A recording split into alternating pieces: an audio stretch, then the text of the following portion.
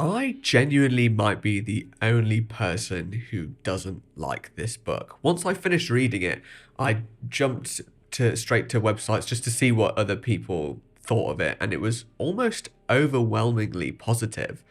It just makes me wish I liked this book a little bit more. I feel like I'm missing out on something. The Eaters of Light is not necessarily an amazing story to begin with. It's definitely quite skippable, but definitely not a dull watch either. And the novelisation does switch things up quite a bit. And by a bit, I mean quite a lot. Funnily enough, this novelisation was released alongside The Fires of Pompeii, and if you go back and watch my video on that, I didn't particularly like that one either. Obviously, it's great to note that Rona Munro is the only writer to have written both for Classic Who and New Who. Almost everything has changed, with basically just the bare plot elements remaining the same. Rona Munro changes moments like how Bill meets the Romans and how the Romans and the Picts come together to defeat the Beast. In the episode, Carr, the leader of the Picts, attacks Bill.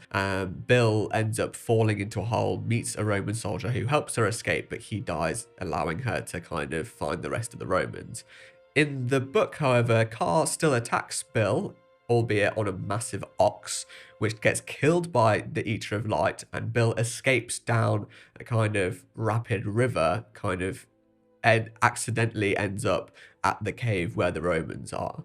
So you basically cut out the middleman, I suppose, with the Roman that she meets the first time, but it feels pretty unnecessary. And also in the episode, the plan to trap the Beast, and also the time that they trap the Beast is over in minutes, whereas in the book there's a lot more build up towards it, and they kind of the Romans and the Picts properly piece together a plan with a row of torches and people running it as bait, so it expands upon that quite a lot, which feels a little bit more necessary. But to be fair, they're both not necessarily better or worse changes. I'm just not sure what point it serves in changing the narrative. However, the biggest addition is a section in the middle of the book. The novel is split into 3 books, with book 2 detailing the backstories of Carr from the Picts and Lucius from the Romans. Both of these backstories are interesting, but Carr's is way more elaborated. Not even in just the episode, you can tell that she's highlighted a lot more than Lucius is.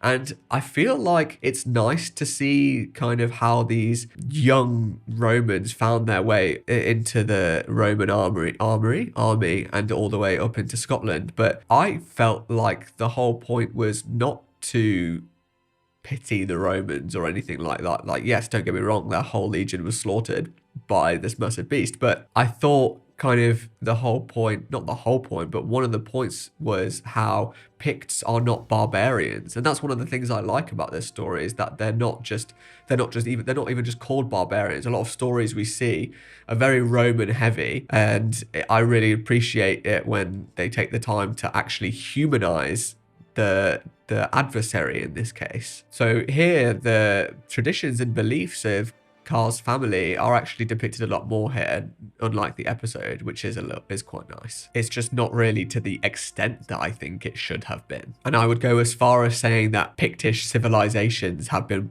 extremely generalized in this novel. Importantly as well, though, it does tone down the humor and it makes everything a lot more serious. With that being said, it's really difficult to fix a story like this. There are time jumps in the story that jump from day to night to day to night again, because obviously you can't just be waiting around for safety or waiting around to finally attack the beast or whatever. You just have to cut from day to night and night to day. So it can be quite disorienting. Disorienting or disorientating? I'm actually not sure. The book did try and fill these gaps with extra elaboration and dialogue that intends to help the reader understand the situations that they're in, but really it just kind of makes the interesting bits take longer to happen. I really appreciate a book that can balance pace well. I recently read The Deviant Strain, one of the new series Adventures books, and that did it perfectly. Whereas here it felt disjointed. It felt like fan fiction at times, with nothing really flowing into each other. The added scenes and moments don't really make a whole lot of difference to the story. That it doesn't add anything really to the story. And felt like maybe they were just added for the sake of it. It's like when someone doesn't like a Doctor Who episode and then they go online and make a post about how they would have made it better, and they just made it worse. The only thing that truly took me out of it was how much Rona Munro described Car's weapons as a shaft with quartz crystal on end and big comb.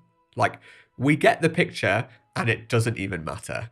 I just felt that while Rona Munro was right to make alterations within this story, these new additions are quite uninteresting and unnecessary, with the exception of Car and Lucius's backstories. The Doctor even feels completely different here, being way more sympathetic than he was in the episode, which it can be nice, but doesn't really even feel like the 12th Doctor too much. And of course, Nardole is still completely useless here, like he is basically all the time. If I would have made a change, I would have maybe just cut out Nardole completely, because this, in the Eaters of Light, he does next to nothing. But even then, all the characters feel a bit out of place, although that's probably more just an issue with the story in general than this book. Rona Munro is a theatrical writer, a successful one at that, and plays generally have quite clear themes and target audiences. But this book had no idea what it wanted to be. It's both overcomplicated and oversimplified at the same time, and has no idea whether it wants to be serious or chill. Like I said at the start, I truly wish I liked this like everyone else. But I mean, the same applies for Survival as well. The first time I watched Survival, and kind of the only time I watched Survival, I didn't like it at all. I mean, controversially, like I really did not enjoy Survival when I watched it.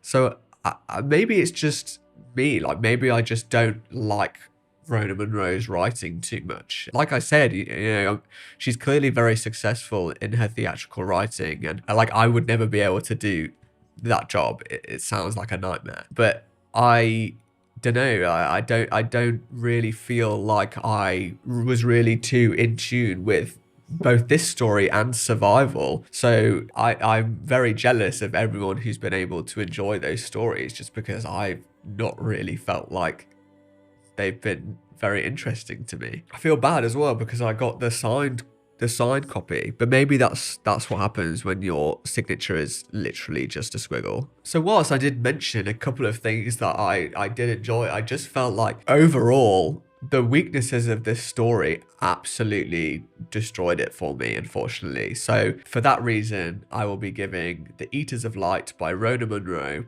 a 3.5 out of 10. Up next, we're back to the original releases of the New Who novelisation range with Twice Upon a Time by Paul Cornell.